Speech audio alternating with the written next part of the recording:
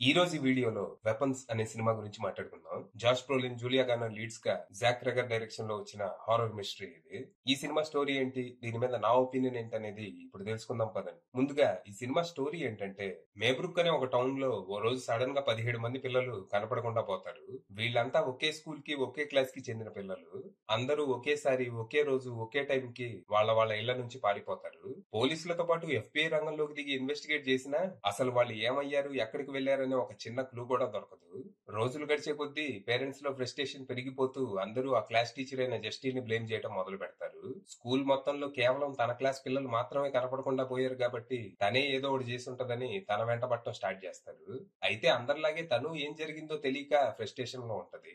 దీనికి తోడు ఇప్పుడు పేరెంట్స్ అంతా తన్నే అనుమానిస్తూ ఉండటంతో ఆన్సర్స్ కోసం తనే రంగంలోకి దిగి సొంత ఇన్వెస్టిగేషన్ మొదలు పెడతది. తను అలా ఇన్వెస్టిగేషన్ స్టార్ట్ చేసిందో లేదో ఊళ్ళో ఒక్కసారిగా పరిస్థితులు భయానకంగా మారిపోతాయి. అంతుపట్టని సంఘటనలు, దారుణ హత్యలు మొదలవుతాయి. మరి అసలు మేబ్రుక్ లో ఏం జరుగుతోంది? ఆ 17 మంది పిల్లలు ఏమయ్యారు? ఎందుకు అందరూ ఒకేసారి ఇంటి నుంచి పారిపోయారు? వీళ్ళ మిస్సింగ్ కి వాళ్ళ టీచర్ కి ఏదైనా సంబంధం ఉందా?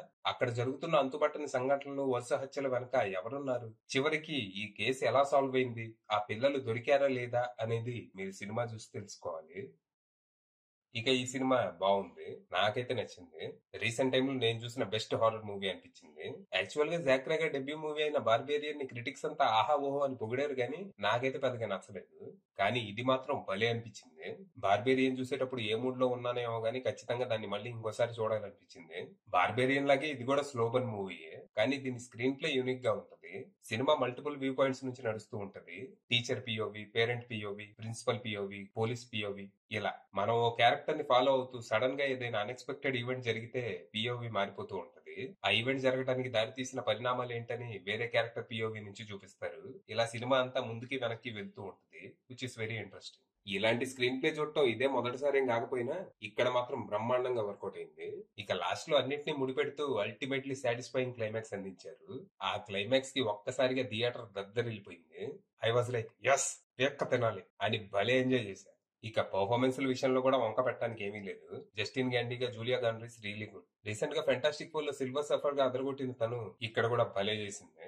ఇక ఆర్చర్ గా జాష్ బ్రోలిన్, ప్రిన్సిపల్ గా బెనెడిక్ట్ వాంగ్, విలన్ గా చేసిన ఆ వద్దులే, విలన్ గా ఎవరు చేశారో చెప్పను గానీ ఆ పర్ఫార్మెన్స్ మాత్రం అద్దరిపోయింది. You will really hate him or her. Silver Surfer, Thanos, Wang, MC అంతా ఎడ ఉంది. టెక్నికల్ గా కూడా సినిమా సాలిడ్ గా ఉంది. ముఖ్యంగా sound design is creepy AF. ఇక ఈ సినిమాలో నాకు నచ్చందంటూ ఏం లేదు గానీ కొన్ని ఇంటర్నల్ లాజిక్స్ మాత్రం మిస్ అయ్యాయనిపించింది. మేబీ నేనే ఏమైనా డీటెయిల్స్ మిస్ అయ్యానేమో, సెకండ్ వీవింగ్ లో తెలుస్తుంది.